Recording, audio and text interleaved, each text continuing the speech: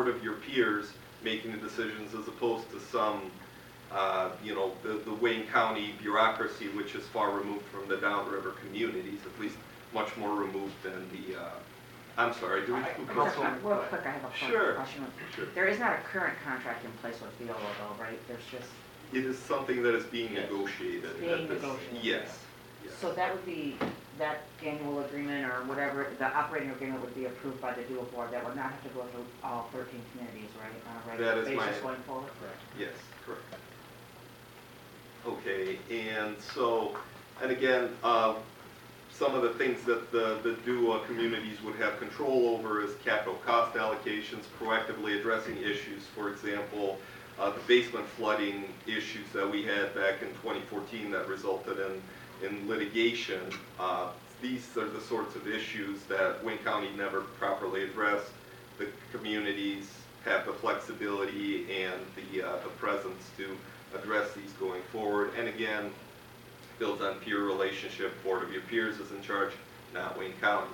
Limitations, of course there's limitations, and the council has already recognized some of those, but financing, yes, there is you know, another revenue bond coming out. There's future cost implications to the communities, meaning that yes, there's going to be future costs for capital improvements, and issues like basement flooding will come up, but again, the rates, just like as they pay for these issues today, they're going to keep paying, we're going to keep paying for them, but with more control over the decision-making process. And of course, managing the system is going to be the community's responsibilities to make the management decisions, but I see that more of as an advantage rather than a limitation.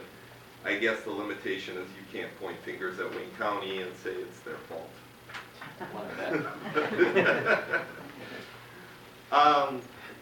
So in closing, I wanted to go through a couple of, I wanted to touch base on this idea that I mentioned at the beginning of my presentation, this idea of the fail-safe. And yes, there is a provision where the DTA allows the communities not to go through. There's a whole section 17, that talks about conditions of default that lets the communities pull out. These conditions where the communities determine that financing is not acceptable to authority. Of course, if the 66% of the weighted vote falls through, there's going to be no deal. There's also a provision to examine the title insurance, and of course the title work has not been at this point completed. That's going to be another provision that could possibly allow the communities to pull out of this deal. And in conclusion, I wanted to go through some of the next steps, the milestones, the timeline that we are facing. Well, I guess March 2018, that's a little bit outdated, but we're in April now and we're still in this local community educational period. We've been at a number of communities doing these sorts of presentations. There were two plant tours, one of which I attended. I'm sure some of you have also attended that to see what exactly you're buying. April 30th is the deadline that the dual board set for the community's votes. May 10th is the current deadline for the dual board to vote based on the community's response. June 2018, as I mentioned, is the time when Wayne County is going to consider this issue and approve the DTA. July 2018 is the time for us to wrap up any loose ends, to finalize any financial and legal transaction components that still have to be done. And we're looking to close this deal August, and if we need some extra time, September 2018, that's where we're looking, and that's our goal right now. And with that, yes, sir.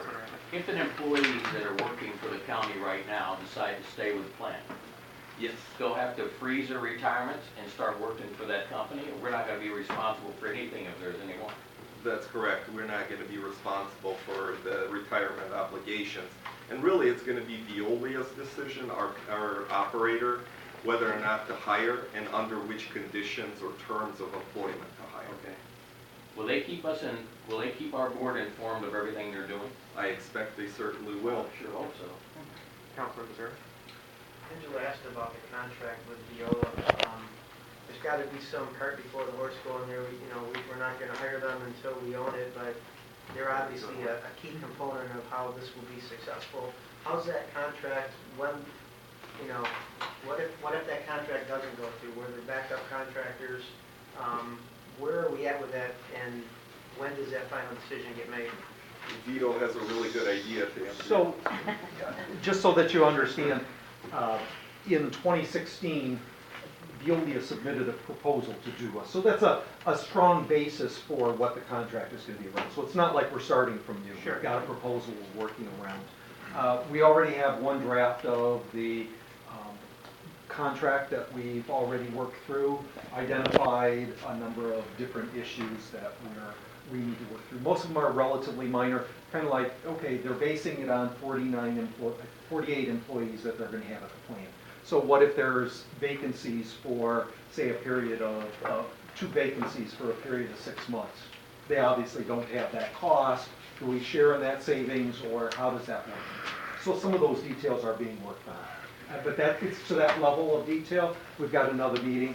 We met in December. We met a couple weeks ago. We're meeting again in a couple weeks. So we're getting pretty close to the final on that. They were one of 3 companies that put in bids back in 2016, is that correct? 3 or 2. I don't recall, because I wasn't as part of that. Dick Hinchin was previously handling all of that. I know for sure United Water, which is now Suez, definitely put in a proposal, so I know there were at least 2. Yeah, I don't remember the others, but I know it came down to those 2 proposals, and then they formed a review committee to meet with each party, kind of go through the interview process, meet with each of the organizations, and make a recommendation back to the dual board, and it was unanimous for Veolia. The other Suez or United Waters, as they were named, they had some interesting models, but I think it was really outside of what we were looking for, and so I think that the group just overwhelmingly liked what Veolia had to offer. All right, are there any other questions for them? All right. Thank you so much, appreciate it. Thank you. Thank you for your time. Thank you, guys. Thank you. I got one question. real quick. Oh, yeah, Just, Councilor. I can ask the mayor. Just a quick question. Do you know if Flat Rock just bought a plant from the county for $1? I don't know, Vito, do you know anything about that? The South Huron Valley Yes. Utilities Authority. Wondered about That was a that. few years That was basically mid-90s, and that was a new system that was built, and when it was built and when the contract was developed initially, it was written into the contract to basically be able to, that the communities could take over the system if and when they wanted to. Now, there was some disagreement on that, but the county went along with it, and so, and of course, it didn't, at that time, there were these legacy costs were not, in the mid-90s, were just not an issue with anybody else. Okay, thank you. And that matter did go through litigation in Wayne Circuit Court for a number of years before it was finally settled out. Oh, okay.